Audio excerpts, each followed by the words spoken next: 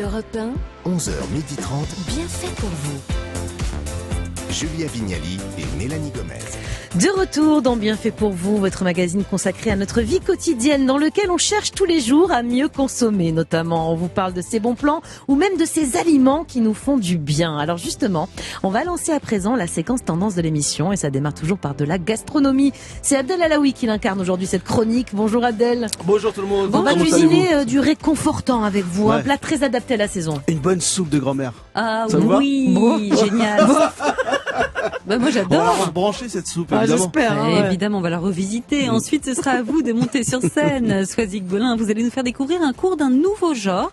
Expliquez-nous un peu de quoi il s'agit. Alors, vous prenez une chaise et puis vous faites un petit peu de sport, de la danse. C'est très sexy, c'est sensuel. Enfin, je vous en dirai un petit peu plus dans quelques minutes. Ça réchauffe ça aussi. On va apparemment. danser avec une chaise. Allez, enfin, on terminera ce tour de table ce midi avec vous, Cécile Coumeau. Bonjour. Bonjour tout le monde. On va parler marche nordique, mais surtout nouvelle marche nordique. Qu'est-ce qu'il y a de nouveau de ce côté-là, en quelques mots? Il y a un petit élastique dans les bâtons, c'est ça qui fait toute la différence. Et ceux qui croient que c'est une marche pépère, vous allez voir. Ok, on va s'échauffer pour le moment, ce sera à vous dans quelques minutes. Et pour se chauffer, se réchauffer, surtout tout de suite, on passe à la chronique gastronomie de Bien fait pour vous. Europe 1, bien fait pour vous. Les tendances. Il est donc l'heure de passer à table avec vous aujourd'hui, Abdel Alaoui. Bon, moi la soupe, je vous l'avez compris, c'est pas mon plat préféré. Ah, moi j'adore. Mais non, mais le problème que j'ai avec la soupe, c'est que j'ai toujours ce souvenir de ma mère qui m'a forcé tous les soirs, pendant tous les hivers de mon enfance, à avaler un bol de soupe. Tous les soirs, c'était obligatoire. Donc du coup, je fais ma rebelle et j'en mange plus de la Elle vous a soupe. braqué, quoi. Mais peut-être que je vais changer avec vous. Non, Alors, mais vous allez voir, moi je écoute. vais la rendre plus accessible. Ah, c'est gaufret. Oui, encore un grand tube du gaufret qui nous a échappé. Complètement. Complètement échappé. Mange ta soupe pour grandir, me disait ma mère. Ah bah oui, Ah bah, la ça faisait fameuse. longtemps. Ouais. Alors, qui n'a jamais entendu, réentendu, voire même utilisé cette phrase mythique et intemporelle, véritable injonction parentale, souvent accompagnée de la menace suprême d'être privé de dessert. Ces quelques mots entraînent généralement une soupe à la grimace. Ils peuvent même braquer le goût des enfants. Mélanie. J'en suis témoin, Exactement. c'est pour ça que j'en mange plus. Alors, on est d'accord, c'est de la mytho. Mange ta soupe pour grandir. Bah oui, De toute façon, regardez j'ai pas Mélanie. grandi, moi. Et j'en ai bouffé pourtant. Alors, moi, j'ai des potes de petite taille, ils ont mangé de la soupe toute leur vie, ils sont encore petits, hein. Genre, Cécile, tu vous en grandis. avez mangé un peu aussi, Oui, ça j'en ai n'a pas mangé, marché oui. beaucoup. Ça n'a pas marché non plus. Non, Non. c'est Et je vraiment- continue à manger. C'est vraiment de la mytho. Moi, j'ai mangé des kebabs, des frites, des trucs bien gras qui m'ont fait grandir. Et c'est que du business. Ça, c'est pour vendre le max de choux-fleurs et de poireaux qui sont en stock. Alors seulement depuis quelques années, les enfants se sont réconciliés avec la soupe généreuse et ludique. Elle les effraie plus.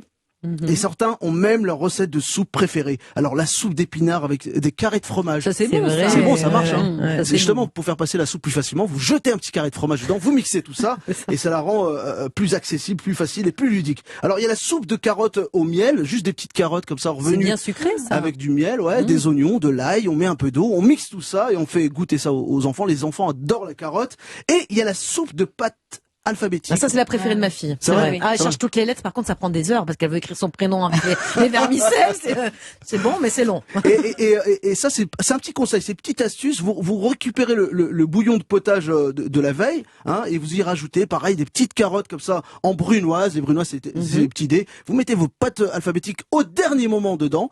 Pas besoin de les cuire. Et vraiment, avec la chaleur, ils vont gonfler. Et ça plaît aux enfants. Ça c'est sûr. Mais en fait, il y a plein de soupes différentes, Abdel. Alors chaque oui. pays a sa soupe évidemment. Alors en France on connaît évidemment la soupe à l'oignon, la soupe de c'est poisson bon, ça. avec une bonne rouille, du petit pain comme ça un peu rassis, petite rouille J'adore. dessus, trempé dans la soupe de poisson et c'est tellement bon, ça réchauffe. Alors après il y a le minestrone italien, vous connaissez? Très bon. Avec de la pâte, avec de la tomate, des pâtes et des petits dés de légumes de saison. Il y a le borscht, soupe russe à base de betterave. Ça je connais pas. Ça me De donne pas pommes trop de envie, terre avec des celle-là, gros hein. morceaux de viande, ouais, c'est dégueu, ça c'est vraiment pas bon. Ouais, non, c'est très n'y bon. allez pas, c'est trash. Tu as dit qu'elle aime bien Moi, le j'aime borsch. bien. C'est bon le borsch, Moi, ouais. je trouve ça très bon. Ah, Ouais, oui. faites-nous goûter la prochaine fois du borsch. Et les soupes japonaises Alors, aussi. il y a la soupe miso avec du wakame. Ah, celle-là, je l'aime bien, Elle est voyez. bonne, celle-là, Ouais, elle est celle-là, j'aime légère. bien. En général, c'est le menu K12 quand Exactement. vous commandez vos sushis avec du kombu, ces petites algues séchées, du poisson séché aussi.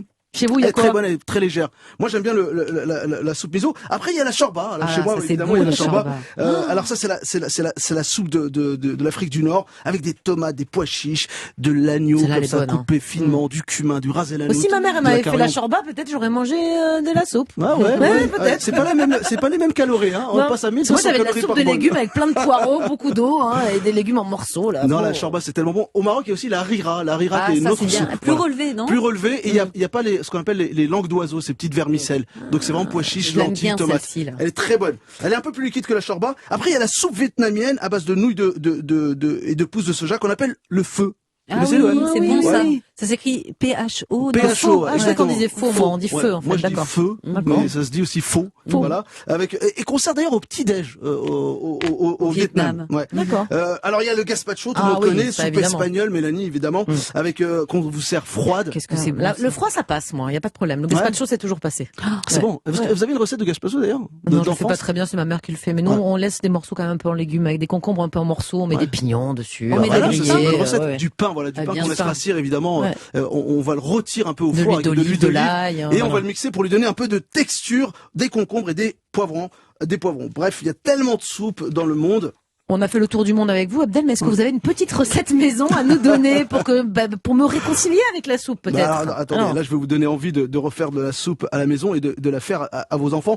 Alors une soupe de potiron, c'est la saison, hein. C'est la saison. Alors c'est trop facile de mettre que des potirons et de l'eau et de mixer. Alors non, moi je vais faire quelque chose d'autre. Hein. Évidemment une recette un peu plus facile et plus simple. C'est la saison des potirons ce week-end. Oui, j'en d'ailleurs. aurais assez avec celui-là, je mettrai la photo, c'est le dernier de mon jardin. On dirait un melon. Il Ouais, est énorme, il est c'est un énorme, celui-là. énorme potiron. Je vous Ouais. le mettrai sur les réseaux Ouais, déjà, sociaux. faut le C'est bon, ça. découper, ça. Alors on enlève évidemment les graines au milieu. Alors il y a ceux qui laissent la peau, d'autres qui l'enlèvent. La peau ça rajoute un petit goût d'amertume. Ça va rajouter aussi un peu de texture. Ça évite de mettre des pommes de terre. Alors moi je vais mettre, j'en ai fait d'ailleurs à ma famille ce week-end. Alors il vous faut des potirons, donc à peu près 1 kilo, un oignon, 3 carottes pour apporter un petit goût sucré, 2 gousses d'ail, une pomme de terre pour la consistance, un peu de crème, ça c'est mon côté normand, un peu de beurre salé, ça c'est mon côté breton, et un peu d'huile d'olive, ça c'est mon côté roveux.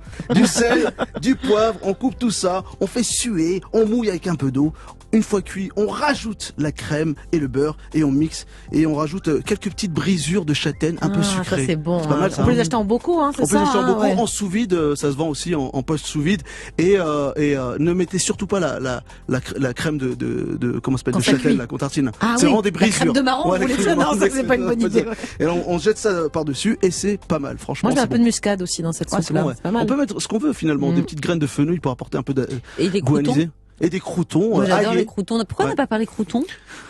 C'est vraiment chacun sa soupe, quoi. Tu vois, Moi, je y a suis pas team, de. moi, je suis team Ouais. crouton. Et Crouton. vous, Soisy? Oui, moi aussi. Ouais, Ouais, c'est bon, les Du croutons. fromage aussi, du fromage râpé. On peut mettre du fromage râpé dessus, du parmesan, voilà, plein de fromages Eh ben différents. À On la peut bonne citer soupe. quelques citations, non? Il y a des Allez-y, fois, ouais. ouais. Alors, arriver comme un cheveu sur la soupe, vous savez ce que ça veut dire? Non? Oui, c'est Non. arrivé comme ça au débeauté. Voilà, tout ça, comme si de rien n'était. Soupe à la grimace, c'est faire la tête. Soupe au lait, un peu débordé et nonchalant. Voilà. Bon. Eh ben, merci pour Parfait. ce tour du monde de la soupe. Merci Abdel pour ce bel hommage avec vos conseils. On a l'impression qu'il a pris un bon coup de gel, hein, le potage de mémé. Merci beaucoup.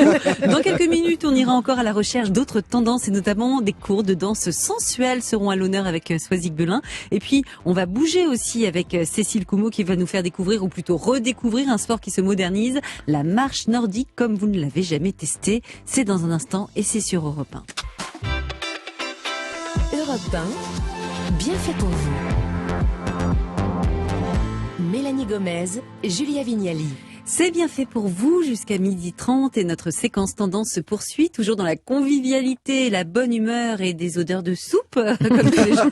Alors on s'est bien réchauffé, on a la peau du ventre Bah oui. bien tendue grâce à vous Abdel, merci. On va basculer vers un sujet un peu plus sexy à présent avec vous Soisig Belin, Avec la soupe, ouais. avec des cours d'un nouveau genre. De quoi vous nous parlez aujourd'hui exactement? Alors imaginez un mixte entre ça, Lisa Minnelli, élégante avec son chapeau de forme et sa voix reconnaissable entre mille, et ça. La chorégraphie de danse contemporaine certainement la plus connue au monde, signée Anne-Theresa de Kersmaker. Alors figurez-vous que hier j'ai suivi un cours de danse de chaise. Ça m'étonne pas de vous, hein, toujours des trucs originaux. Où êtes-vous allez dénicher ça? Eh bien, j'ai voulu reprendre une activité sportive, de la danse mais pas n'importe laquelle. On m'a parlé du studio Françoise qui se présente comme un studio pour athlètes et danseurs atypiques. Alors vous connaissez mon insatiable curiosité, j'y suis allée et j'ai pu échanger avec Claire, qui s'appelle Gorgone la Prince sur Instagram.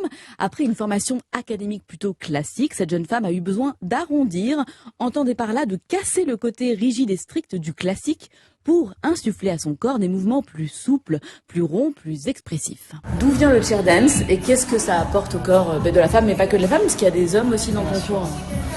Alors au niveau du chair, il faudrait demander aux chercheurs d'où viennent les origines du chair dance. Moi je sais que j'ai découvert quand j'étais petite en fait avec le film Flashdance. Ça a été un peu un moment fondateur pour moi, visuel, corporel, d'empowerment aussi au niveau de la femme. Et puis c'est quelque chose que j'ai découvert aussi au studio Françoise en tant que discipline.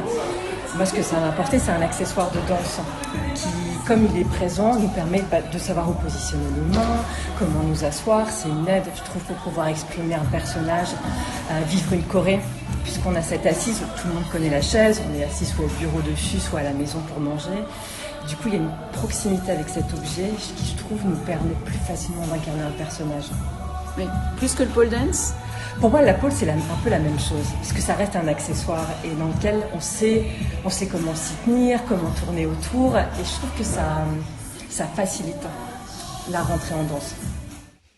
Alors, on rit parce que Julia était debout en train de danser avec sa Vous savez chaise. pourquoi je vous dis ça? Parce que moi, quand j'étais jeune, on écoutait Like a Virgin, on regardait les cassettes à l'époque, c'était des VHS, et Madonna déjà faisait ça dans ses chorés. Ça vient de la comédie musicale, en fait, du cabaret au départ. Si pour Claire, c'est Flashdance, la référence, hein. La danse de chaise, on emploiera plus facilement le terme anglais, chair dance, que danse de chaise. D'ailleurs, c'est un peu plus joli quand même.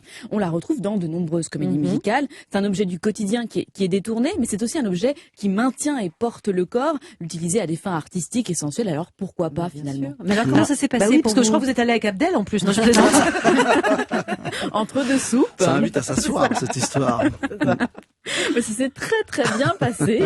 Bah ouais. Nous étions une petite dizaine, des plus jeunes et des plus âgés. Oui, le corps est sacré, il est mis en avant dans ce type de danse. Dans ce cours, j'ai ressenti comme une véritable liberté, comme un îlot de bien-être avant tout. Le regard qui importait était celui que nous posions sur notre corps et pas celui des autres. Les femmes et l'homme, puisqu'il y avait un homme dans ce cours. Et Oui, Abdel, on va dire. Alors attendez, parce qu'ils étions tous chaussés de talons, plus ou moins extravagants. Alors vous aviez mis des talons? Moi, j'étais pieds nus.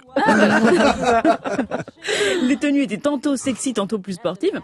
Et la chaise, donc l'objet du délit, était évidemment au centre de la chorégraphie. Alors la musique, c'était du R&B qui scandait les mouvements, les répétitions s'enchaînaient, ondulation, body shake, vous savez, c'est quand vous faites remuer vos fesses, intention du regard, mouvement de la main, position du menton, tout a son importance dans cette discipline qui mêle danse et comédie. Et puis finalement, il faut s'approprier la chorégraphie pour se sentir à l'aise et pour aller au-delà de l'effort physique, comme tout cours de danse. Ici, on travaille le rapport au corps, la posture, la féminité, pas en imposant une quelconque position qu'il serait bon de mimer, mais en indiquant les différentes positions possibles. L'important, c'est évidemment de ne pas se prendre au sérieux, c'est de se laisser aller. Donc, si vous hésitez entre un cours de théâtre et un cours de danse, peut-être que la danse de chaise est faite pour vous. C'est votre personnage qui pourra librement s'exprimer à chaque pas. Alors moi, je suis allée au cours Françoise, à Sèvres, mais vous en avez c'est à de côté de plus chez en moi, il plus. faut qu'on aille tester ça. Vous y allez? Cécile, vous êtes de Sèvres. Moi aussi, on va y aller, Mélanie. C'est tous ça. les dimanches. Sinon, vous avez pas mal de studios de danse qui proposent cette discipline. À Lyon, il y a le studio Chair Folie. Et sinon, il y a de nombreux tutos également en ligne si vous ne pouvez pas vous déplacer. Bien sûr, et on a tous une chaise à proximité. C'est ça qui est bien. Entraînez-vous au bureau. C'est Et une chaise à roulettes, ça marche ou pas? Une chaise à roulettes, c'est plus difficile, je pense. Pourquoi pas? Non, allez-y. Merci beaucoup, Swazik. Je suis certaine que ce genre de cours peut trouver pas mal d'adeptes. Franchement, je sais pas.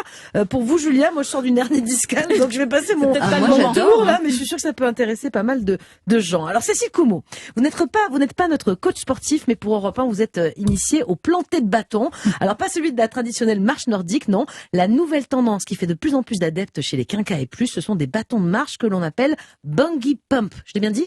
Bungee, moi je dis bungee. Ah, je pense bungee, que c'est- mais bungee, bon. bungee pump. Alors, Allez. je vous explique, les bâtons de marche nordique, vous voyez un petit peu à quoi ça bah ressemble. ouais. Hein, voilà, bon.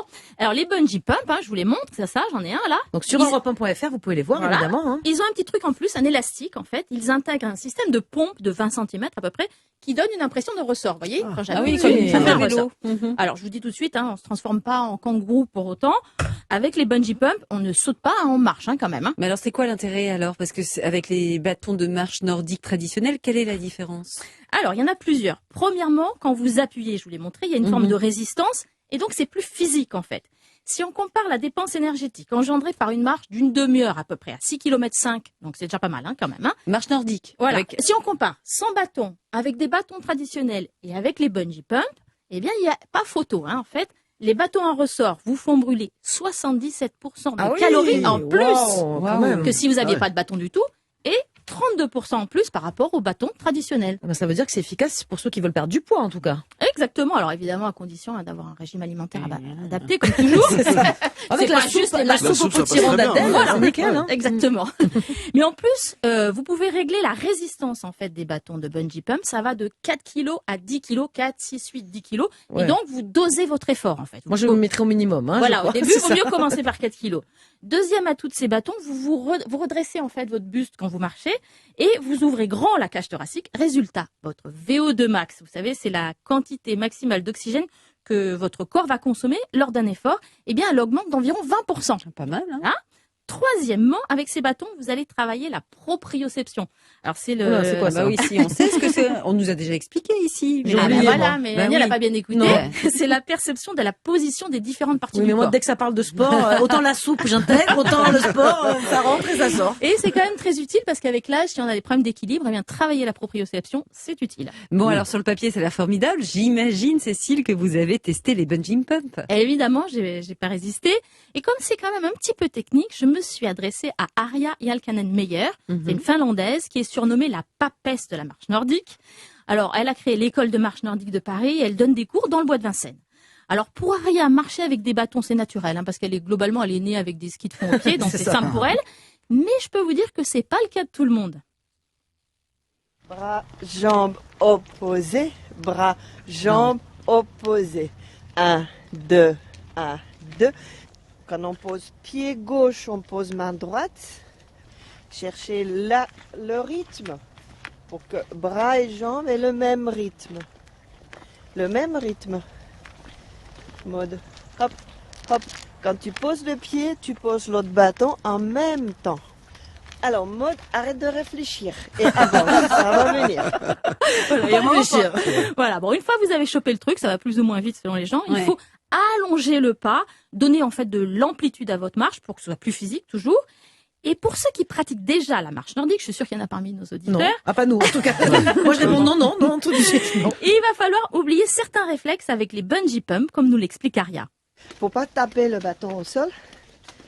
Tu vois, tu avances, tu poses tranquillement et tu appuies après. Ce qui fait un petit retard, un petit décalage. Et c'est ce décalage qui fait que c'est très rond comme mouvement. Et sinon, Cécile, je crois qu'on peut courir aussi avec ces bâtons de compète. Oui, vous pouvez essayer, tout à fait, c'est Non, possible. oui, mais je Ouais, il y en a pourrais, qui- il y en a qui le font, vous allez essayer. Mais surtout, l'intérêt de ce système de ressort, c'est que ces bâtons se transforment en fait en outils de fitness, de renforcement musculaire. Écoutez. Là, on appuie en même temps sur les deux bâtons pendant qu'on marche. C'est pour gainer, c'est pour qu'il y a vraiment une contraction statique de l'abdomen tout entier pendant un bon moment. Et ce qui est intéressant avec cet outil-là, c'est que le gainage est parfait, même si on n'a pas vraiment compris comment ça marche physiquement. On gagne tout seul et c'est excellent. Voilà. Excellent. Voilà. Bon, moi, j'ai été conquise. Ah Hein. oui, mais vous êtes une super sportive, alors ça m'étonne Non, pas. pas super sportive, j'aime bien le sport, mais voilà. Et dans le bois de Vincennes, j'ai fait ça quand même un samedi à 9h du matin, il faisait 5 degrés. Hein. Eh bien, les accros, il y avait une dizaine d'élèves, les accros au bâton traditionnel, eh bien, ils se sont laissés séduire. Le fait qu'on appuie à chaque fois et qu'il y a un ressort dans le bâton, c'est beaucoup plus tonique et beaucoup plus... il y a plus d'exercice en fait, c'est pas du tout pareil. Après une séance, je suis comme lavée.